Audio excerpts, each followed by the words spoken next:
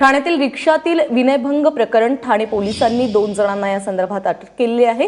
ही रिक्षा देखील ताब्यात घेण्यात आलेली आहे। अक्षय भाटकर आपला प्रतिनिधी आता आपल्याबरोबर आहे। अक्षय, काय अपडेट्स?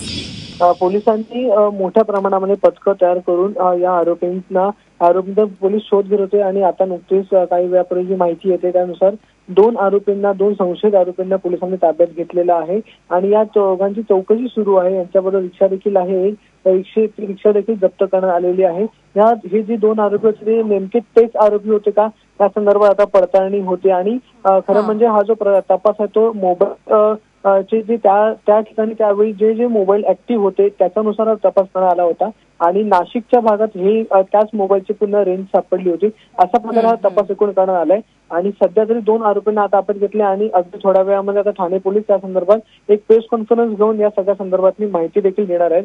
त्यामुळे नेमका कसा तपास त्यांनी केला आणि हे जे 2 आरोपी आहेत ते तेच आरोपी आहेत का किंवा त्यांनी का असं त्यांचं मोटिव्ह काय होतं हे सगळं अगदी थोड्या वेळ आपल्याला कळेल। पण तुर्तास तरी या सगळ्या प्रकरणात छडा लावण्यात ठाणे पोलिसांना यश आलंय। अक्षय, धन्यवाद या सगळ्या सविस्तर माहितीबद्दल।